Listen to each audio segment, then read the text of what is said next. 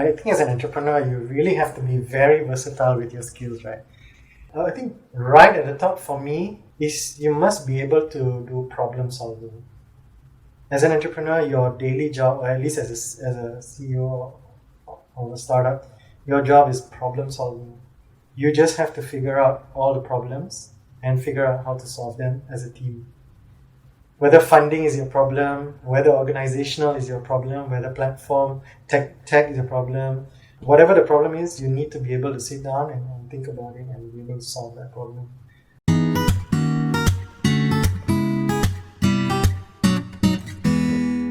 Welcome to the Getting Funded MY podcast by iSearch. Today we have Brian Johnson Lowe, the CEO of Poptron on the show. So Poptron is a marketplace that brings brands from bazaars online. Today I'll be discussing with Brian on how Poptron managed to obtain $1.12 million in funding. So welcome to the show, Brian. Thank you, Ben. All right, so let's begin. So could you share about the story of Poptron, the name, and also what are the problems that Poptron aimed to solve?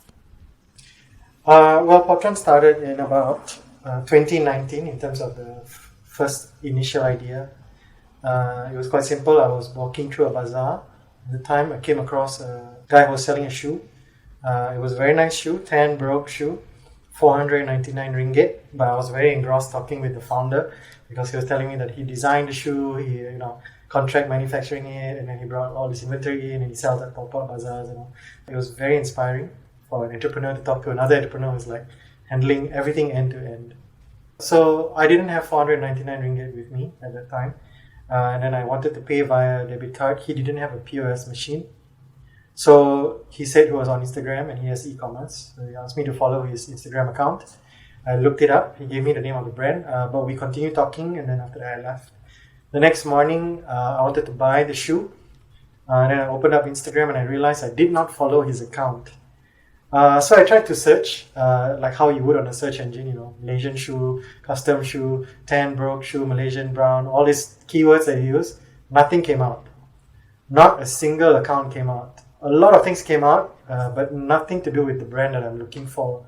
So I found this really peculiar, and this was really the first trigger. And it happened a few more times, and then I realized that a lot of DTC brands use Instagram as their primary funnel. But social media is not a search engine. So it didn't occur to me that social media is not a search engine, which means that you cannot find these brands. So the primary source is Instagram, but you cannot find these brands. I thought this was really peculiar, so that really started. Then I spent 9 months sort of like validating and criticizing my own ideas to make sure that it is legit, because it can't be that simple. It's e-commerce. Everyone has done e-commerce before. What's so different, right?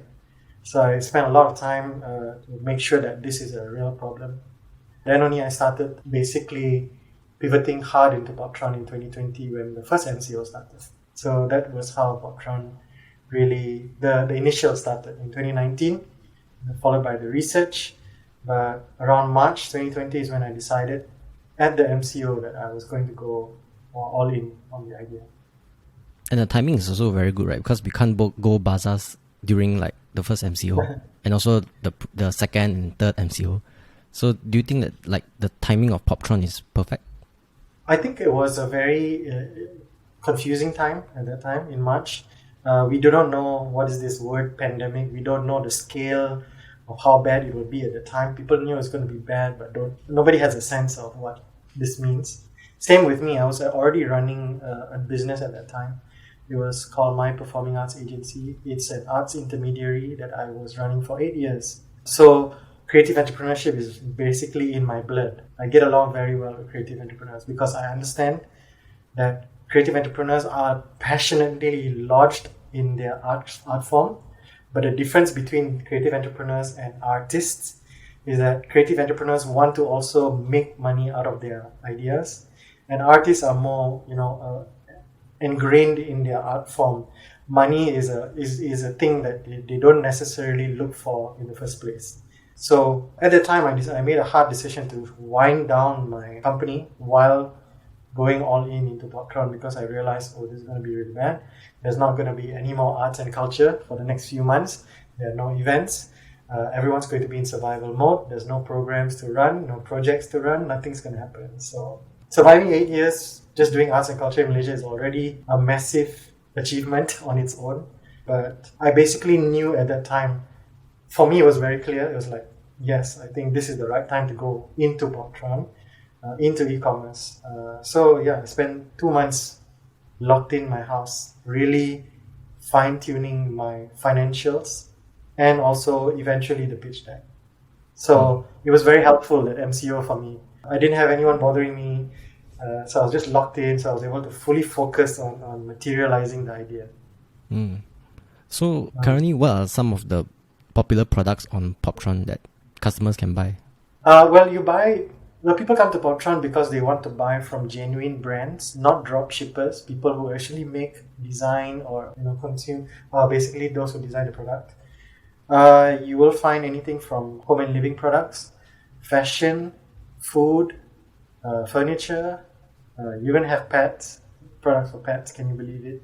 So I think the product is, category-wise, is not far from what you would find on the other e-commerce marketplaces. The only difference is that these products come from direct-to-consumer brands. So that means these brands own their own product. They don't sell, it's not like 10 people selling Adidas shirts and the brand is Adidas, but 10 people are trying to sell it on other shopping marketplaces. This one, each brand is trying to sell its own product. But in terms of category, similar, I would say. Ironically, electronics is not one of our, I don't think we actually have any electronics on Poptron. But other than that, mostly it's all lifestyle-based categories. And I think the shopping patterns has been in tandem with what people shop during the MCO. That means, people who need things for their house, people who want to take care of themselves, so skincare products, and also I think food. Yeah, so these things basically were the ones that was doing very well. But we are starting to see a shift now. So as the government is starting to relax the SOPs, people are now starting to buy earrings, clothes, shoes, socks, things that I think they're preparing to go out now. So there is a shift in the shopping habit. Okay. All right. Sounds great. So let's move on to the funding process. So Poptron has raised $1.12 million from VC funding via a Nasdaq listed company and also funding partnership with ChocoUp. So could you share how's the funding journey like? Well, the funding journey was, I think, for me, interesting and very challenging. Interesting because, like I said, I spent 3 weeks just diving deep into a very granular DCF model, discounted cash flow modeling that I built. And then basically fine-tuning my deck to show the numbers as well. And then I just started to pick up the phone because it was during MCO. So everyone had time. They were all locked in. The whole world was in lockdown, so everyone had some time. So everyone had about 15 minutes or 25 minutes to spend with me. I started with my inner circle. I reached out to people who I knew were in the ecosystem of funding, whether they were institution, angels, or even seed stage VCs. So I spoke to everyone. But the one thing I did was I always asked for a referral. So if they thought it was for them, or even if they thought it was not for them, I always asked whether they knew if I could speak to somebody else within their network who may be interested in this. And I always got a referral out of that. I think I spoke to over 70 people in a span of about a month. 70 cold calls. Yeah, 70. So the rejection rate obviously was very high. So I think as an entrepreneur, one of the first things you have to make sure you can handle is rejections, because it's part of fundraising. I got 42 rejections that I can record on record, but I got 3 people who were interested to fund Poptron out of that, and eventually that 3 led to one, which is an institutional investor, a Nasdaq listed company based out of Hong Kong. It was not easy because as the listed company, the compliance was very difficult. You think VC due diligence is lightweight compared to this one. Their Excel spreadsheet of all the things they required from me was like about 100 lines. So when I saw that, I got very nervous. I thought, okay, firstly, I don't have any historicals. There is no traction because it's not even launched. There is no team because it was just me at that time. So there are many things that I didn't have at that time, but I just, one of the first things I did was I I received the list, I remember, at night, like 8:30 or something. So when I saw the email, it was like due diligence. So I was like, I opened it. And after going through it for about 10 minutes and my eyes were like wide open, and I decided to close it and I just went to bed. I was thinking, I don't think I'm gonna get it because it was very intimidating, right? But the next morning I decided I'm just gonna give it a shot. I mean, there's no harm, you just try and then see what happens. Yeah, and then eventually that led to a term sheet. And eventually we signed a shareholding agreement for 4 million ringgit at 16% equity, and for a platform that hasn't launched, post-money valuation of 24 million, which was very high. So I think the whole process was for me, I felt really quick, although it was quite a lengthy process. From the day we started lockdown, that was literally, I took 5 days to think about what I wanted to do. Then after that, I immediately started this process all the way till August 2nd, which is the first day we started work at Poptron. It was non-stop. Basically, it was either doing the financials, doing the deck, speaking to people, going through the agreements, fine-tuning all the details, and already trying to plan for Poptron in terms of hiring. And so it was a very, very interesting process, I would say. But it's not something I would recommend to people to do. Yeah, I think I mean, winding down a company while trying to seek funding for a product that does not exist yet is an absolutely high risk thing to do. But if it works out, it can be very, very rewarding, I guess. I think The Choco Up funding came later, yeah. Oh, Choco Up came later. Okay, so you first Yeah, raised the much 4 million from these investors from Hong Kong, then only Choco Up.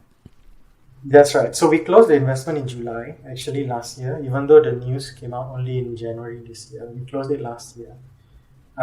So the bridging round from Choco was this year. And that round is actually part of a larger fundraise that we're actually doing right now. So we're raising 700,000 dollars, not ringgit, dollars, to expand into Indonesia. So Choco is part of that. I think one thing very interesting about the Hong Kong investor is that you don't have any past relationship with them. You don't know them yet, and you have not launched anything. There's no revenue numbers, there's no customers, and yet you managed to get 4 million in funding and only giving out 16% equity. So what do you think is the things that make them so attracted to your pitch? I think number one, they were institutional investors, which means that my DCF model was solid. I didn't do a one-pager P&L. My Google Sheets was like 17 sheets, fully automated, and it was meant to prove theories. So, transaction fees versus monthly fees. Which one is higher revenue? Is it one or the other, or combination? Location centric, Singapore versus Malaysia versus Indonesia versus Philippines versus Thailand. I could model it based on the number of social commerce users, and I could basically model the 36 months revenue projection based on that. So I built it from scratch, by the way. I didn't use a model that came out from the net. And I think this all comes from my past experience of being an entrepreneur, right? So really starting, and the way I did it, I just logically went through it. So if I have a website, how many users do I want to attract? How much am I going to spend? So I went through the whole process one by one. So acquisition was one tab, advertising was one tab. So I had a tab for everything, and then I just modeled it out. I think when I pitched it, they were not convinced, to be honest. But when I showed them my model, and I basically showed them how we are going to arrive at a $90 million net revenue business at the month 36. And every question they asked with regards to gearing ratios and all that, I'm able to show them, not just answer, but show them my life hypothesis, right? How I arrived at this. And of course, I don't remember every number, so it makes sense for me to just open and show them anyway. Of course, they still thought it was on the high side, but even if it was 50% off, it's still a $40 million business. So I think the fact that I sanitized my own thought process through validating the numbers, 36 months, and I have a very granular plan on hiring, what day they start, what's their normal market rate. So that basically had a waterfall of cost, and basically everything was tied in, so I could show them the model. So if they wanted to test a hypothesis, I can. then only they re-explored the whole thing. And then when I asked them to do one thing, which is basically search for a Malaysian DTC brand from Instagram, that was it for them. You can try it yourself as well, Benjamin. If you open your Instagram now and you go to your search bar and you try to search for a product, you won't find it. So they were shocked. I see. Even till today in Yeah, October. even till now. Yeah, absolutely. I mean, what would you like to look for? Let's try. It's an exercise that I always like to do. Not sure. Just now you mentioned shoes, right? Yeah, okay, let's try Malaysian shoe, right? So search. So if you can see my screen, if I type Malaysian shoe, firstly Shopee, blah, blah, blah. Yeah, but you see everything else that comes up is irrelevant. Yep. The face shop and all that. And if I scroll down further, same thing. So how do you know these are Malaysians? And And it's Now, how it's do you not even know? relevant. There's one pet shop. that's right, that's what I mean. So people don't know this problem because they've never tried to like search like a Google search. Only when they do this, then they realize, wow, DTC brands, 90% of them on Instagram, but you can't find them. Okay. So you can find them on Poptron and just sort by the categories and you'll be able to find whatever that you want to find. Yeah, that's right. Yeah. So we curate our marketplace. Not everyone can sell. We actually audit the brands to make sure they own the brand and the products that they make. So it's 100% legitimate, which is why until today we have zero disputes. We've never had a return. We've never had a dispute. Zero since we launched. Because these are all trusted brands. Not a single fraudulent purchase yet. Touch wood. I think the key thing is because you really audit them before you let them into your platform. And not like Yes, it's a anyone can KYC. just join. No, that's exactly right. So the moment you buy from Poptron, you can be assured the only way that you don't receive your product is if the product is cancelled because there's no inventory. That's it. Okay. So having raised roughly about 4 million ringgit, how does Poptron plan to utilize these funds? Again, I think I feel like I'm going against the grain with a lot of startups. The second thing which I did, which is not, I would say, normal, is that I didn't immediately try to scale. Traction wasn't my first thing on my mind, which is, in hindsight, it should be at least, but it wasn't. Building a marketplace multi-vendor is ultra difficult. It's not easy to do at all from scratch. So we spent a large amount of money on resources, being people, and also on tools to build a marketplace. From day one, I wanted to make sure that I have a marketplace that's globally scalable. That means if I wanted to launch Poptron in US tomorrow, meaning US is not really a good example. Let's try Indonesia. So if I wanted to launch poptron.co.id, right, I could do it with a single admin panel, and my vendors can manage their business in multi countries from a single vendor panel. So it doesn't matter where Poptron start, they can have access to it. That was my goal. So it took me about 6 months to get there before it was in beta. So our traction was very lateral. Only after May, then we started to go upwards because we had a product that was scalable by then. So we spent a lot of money on resources trying to build a scalable product, and that's why we are now doing a round to start putting money into the scalability part, right? Showing the traction. So we only have like 200, marketing as well. We haven't really spent much money on marketing because, when you serve an audience that's a bit more discerning, right? They expect very good experience from the start. You can't serve them an MVP product. They will not like it. So our website has to be polished all the way. But now we are starting to put in money into marketing. We're starting putting money into integrations and tuning down our development side of things. So I would say the bulk of the money went to resources. Okay. So because I think that if you start with marketing, like you say that, let's say if everyone is coming to buy and then when the product is not ready, then people will complain and people will refund, that kind of thing. Yeah. So I think maybe what you did is correct in the sense that you make sure that the product is ready to go first, then only you pump in to get more traction in Correct. now. Yeah, it's a difficult situation actually, to be honest. You see, like I'm going through this process right now. I launched Poptron together with CIMB Bank. They were launching an e-card. So we had an event in Publica. So the first day that we launched our website was the day that CIMB also launched that card. My website was an MVP. It was barely working, right? The website crashed. So my traffic for September was great, but immediately October it just went straight down because people were like, "Oh, this is a terrible website." So immediately I knew, like, okay, you need to make sure that this tech is going to be scalable, auto scalable, right? Not just scalable, automatically scalable. So the downside to that is that when you start talking to investors for your next round, everyone wants to know about your traction. No, VCs just generally want to touch base with your idea. Your idea is one part.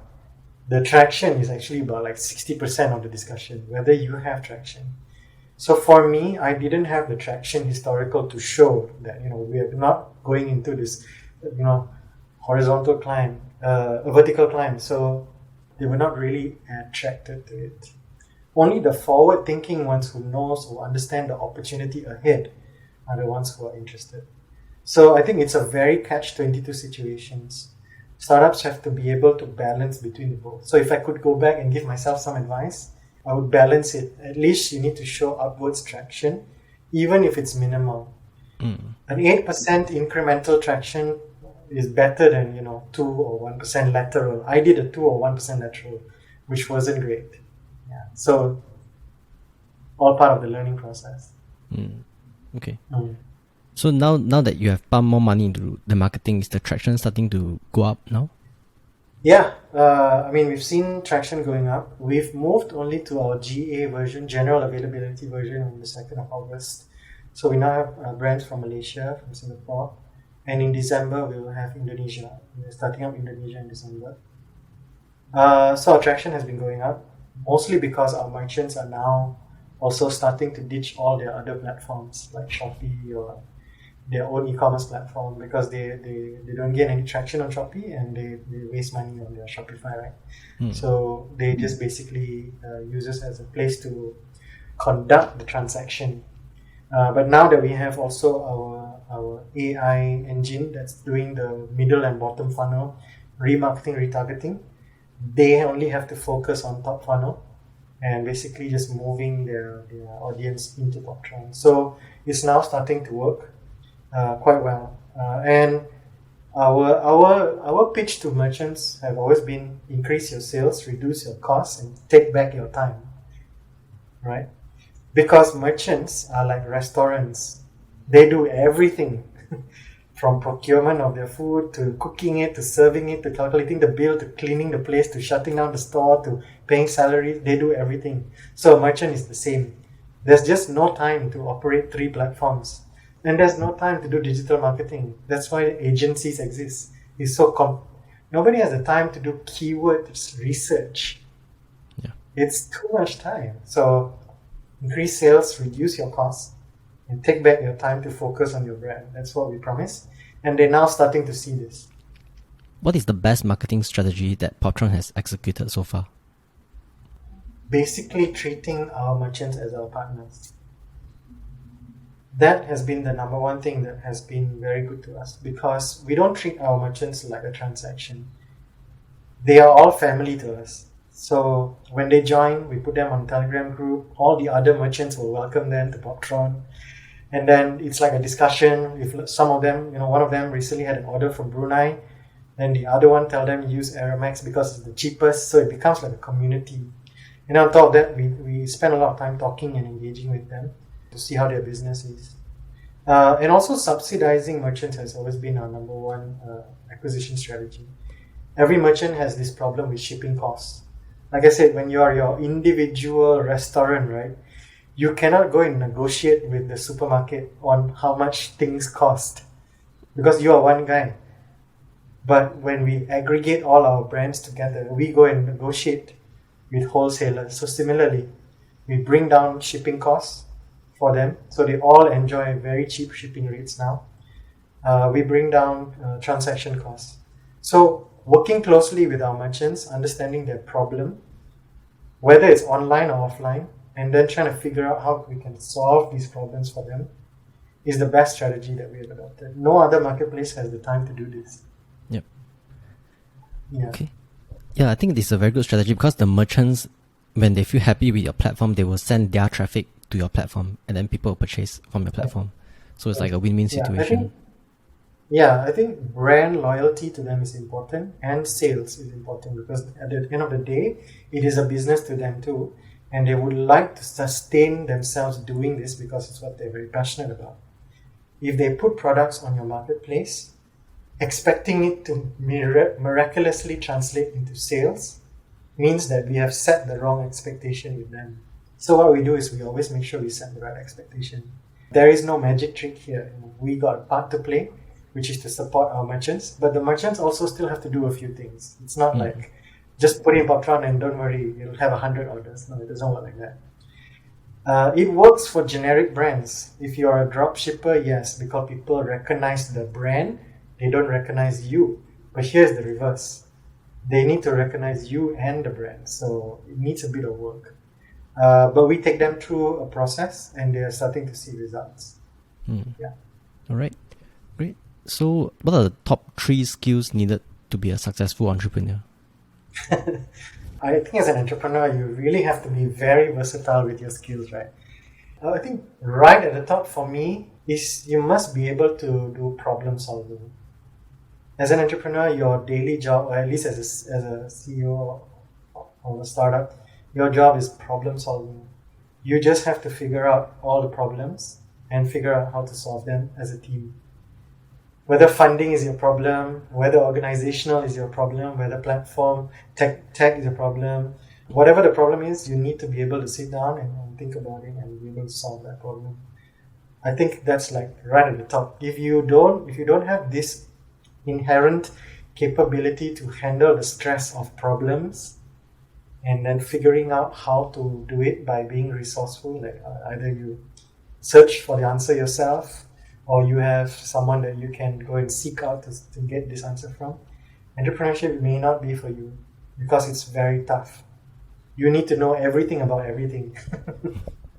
And I think the second thing is, on top of that, communication.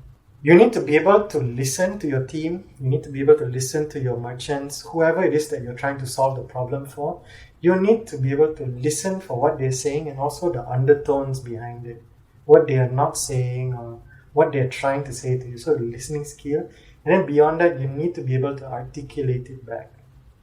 Because you need to convince your team of what the problem is, right? If you cannot tell your team what the problem is for the merchants, you then cannot communicate the gravity of the issue.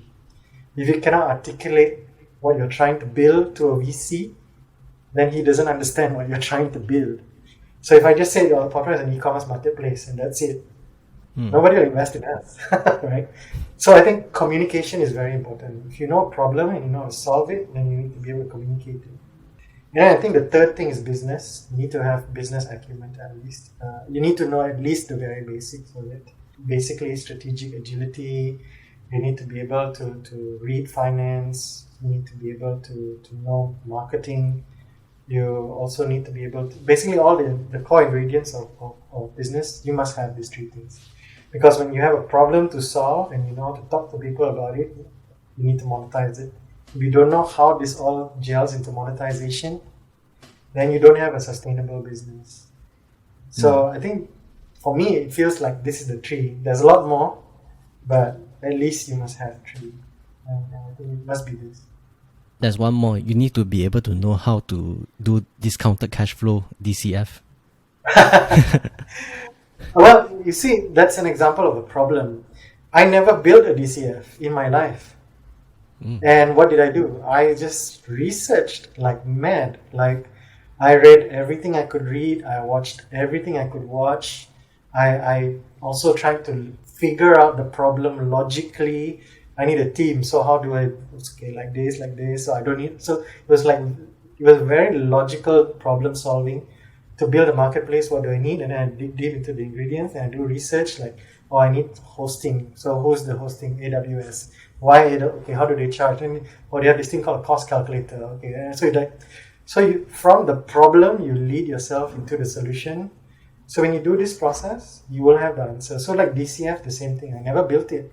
But only when I start to show people, they were telling me, oh, you built like a DCF. And I'm like, what's a DCF? Yeah. So I think if you have naturally the ability to solve problems and don't stress out because of it, like you don't panic, it's a problem. You don't like get into a meltdown.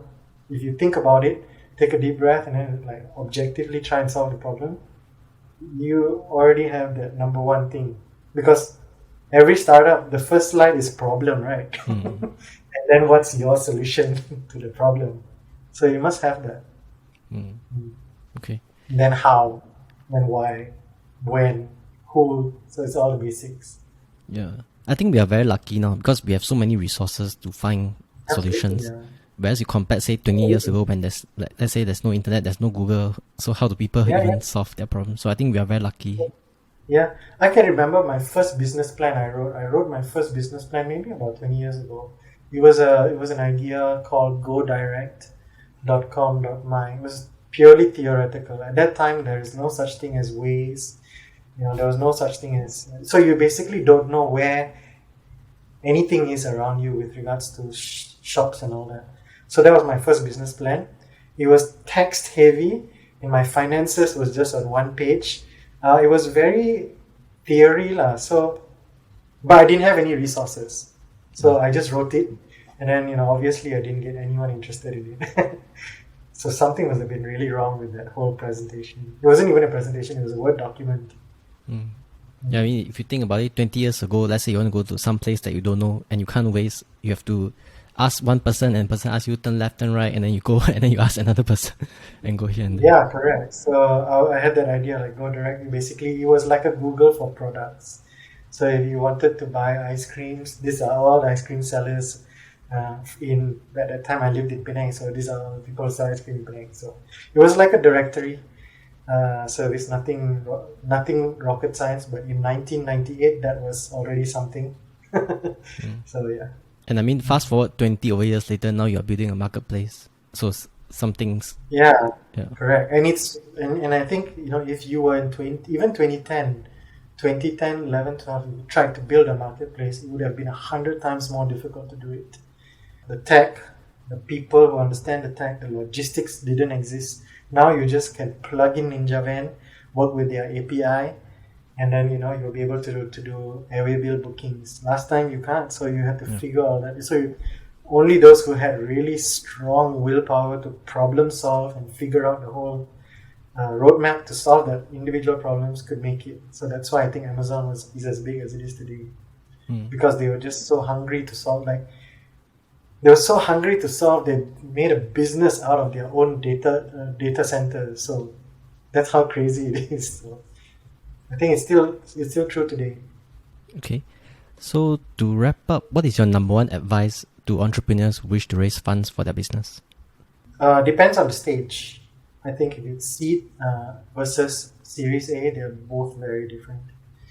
Seed stage, you still have the chance and ability to pitch something that is theoretical.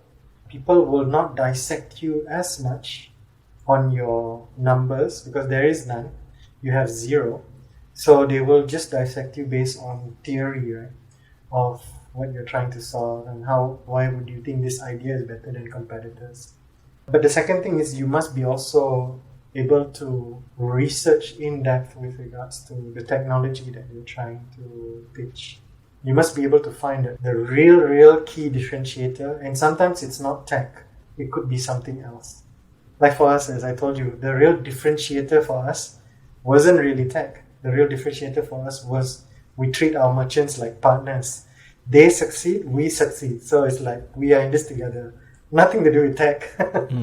So you need to find that ingredient and you must be able to build a business around it. But if you're going for Series A, you have no choice.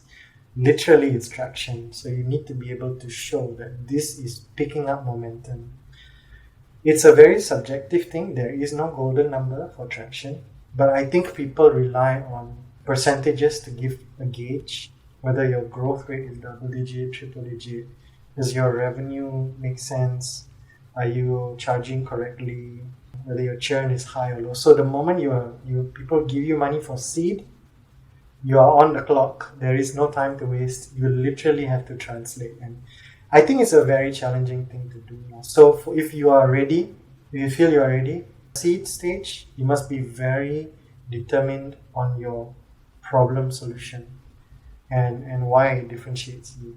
And you must be able to show. The other thing that was important is that you don't have to wait to start. Like I had 100 brands before I launched Poptron. So like I spoke to 100 brands basically on slides. I didn't have anything. But what I was trying to do was already to find out what their pain point was. So I had a wait list. You can already start to do that. You don't have to wait for people to give you money before you start. You should start on your own first. If you have a little bit of money and you have an idea, if you can just do the basics and get it going first, you should do that. You shouldn't wait for someone to give you money to go. Because it's easier when you can show something that's already moving. Yeah, that's what I would say. But after someone gives you money, it's all about traction. And then your plans moving forward. So you need to be very clear that you can show month-on-month traction. Okay, clear. So maybe to summarize, if you want to raise money during seed stage, you need to show your differentiating factor. If you want to raise money during Series A, you have to show your numbers, your growth, your revenue numbers. That's right. And I think beyond that, you must be able to also show an appetite for growth. If you have a product that's just solving a problem, but it's a problem that people don't need or don't have to do, it's a tougher sell actually nowadays, because there's just so many tech startups and so many ideas. So they have a lot of options on who to invest in. So you must really have the appetite to be able to do this like 24/7 for 3 years, hardcore. It's not going to be a walk in the park. So you must be sure that this is really what you want to do. For the next 3 years at least. Yeah, at least. And you must be able to sacrifice everything, not only your time, but things like your sleep, because you're going to lose a lot of sleep. You'll be worried about your business, you'll be worried about your team, you'll be worried about your product, you'll be worried about everything, right? So, and then you will suffer because sometimes when you're out, maybe with friends, suddenly you might need to rush home because something's wrong with the server. So you really have to be sure that you can set yourself up for 3 years as much, in a bubble as possible, and be confident that you can do it, because it's going to be super challenging. All right. Sounds very insightful. And before we go, is there anything else that you would like to share with the audience? Not really, no. Unless there is a question, then I will. Oh, no. But other than that, I think everybody knows that these days tech is obviously the flavor, so everybody wants to go into tech. I think an advantage that a person who is the founder would have is maybe some understanding of tech. I have an advantage whereby I love creativity. I could speak to artists, I understand their language, but at the same time, I'm inherently passionate about tech. I was always involved in tech, even 20 years ago. So this is just that meeting point for me to bring creativity and tech together. If you know how to code, if you know how to do database, if you know how to do server-side, AWS, architectural planning, if you know how to do all those things or are interested in that things, it's an advantage for you, because you'll be able to answer all these other problems and you'll be able to plan for it. If not, then you need a team to do it. Okay. So the more skills you have, the better. But there's so much resources out there these days. Endless. So it's just up to you whether you want to pick it up or not. Yeah, I mean, if you really want to learn, just go to YouTube and type how to code, and then you can start that rabbit hole. Yeah, I mean, it's endless. Yeah. There's endless amount of courses these days. I can give you an example. When I started to do Poptron, I realized that I was naive. I thought application was it. Server, no issue. Man, I was so wrong. My application crashed because of the server. So I started to dig into that part. I took a course on AWS. So now I'm certified architecture. Just because of that problem, and I was like, I really need to understand this, because I couldn't get a clear answer. It was so fluid, right? A lot of people were saying this and that and this and that. So I don't know what was the real what would suit my application. So I took a whole course. It was 3 weeks long. But that's an example, right? So now I'm able to dictate how I want to build my high availability architecture. And I know why I need these things. I have a person who does it, but I know what I want. So same thing, problem, solution, go and search for the answer and then just do it. And just like you mentioned, it's 3 weeks to learn a new skill. Whereas, let's say if you go to traditional university, they will drag you on for like 2 to 3 years 3 years. before you Yeah, even learn a correct. new skill. Yeah. Yeah, I feel that there's a huge disparity between what is relevant in today's skill set versus what they teach in school. Fundamentals are very important. Don't get me wrong, like, English, Bahasa, maths and all, that's very important to have. But I also think that, nowadays your skill set is so different. Like, for instance, entrepreneurship, problem solving, your mental health actually as an entrepreneur is your biggest asset. There's no education about mental health. Because the amount of stress you will have to take as an entrepreneur, the load on your mental health is more than you can imagine. So if you're not equipped to handle this, or not equipped to channel this, you will have a mental breakdown, and that's terrible. So I feel like it's a huge gap between what people expect people to do these days when they come out from university versus what they teach. I have no solution for this. I'm sure somebody is working on it, but I find that all these courses online is more relevant than anything these days. You can learn entire end-to-end how to build an e-commerce platform in a month online Or less. through a structured course, or less, through a structured course compared to what you will learn in a information technology course in uni. I have 2 interns from a uni here who's learning IT. They're far behind. They're so far behind. I mean, when they looked at my code base, which was 70,000 lines, they were like, they worked with just, not even 1,000 code base. Their DB was like 7 tables, lightweight. So, I feel like Someone can solve this problem. So if you're watching this and you have interest in tech and also education, you can. This is a problem that you can solve. Exactly, yeah. And if you're one of those people who's studying right now, waiting for the world, just dive into your passion. If you like playing games, go and learn how to build a game. If you like tech, go and learn how to build a bot or do something, because there's so much of courses you can do now. So, Right.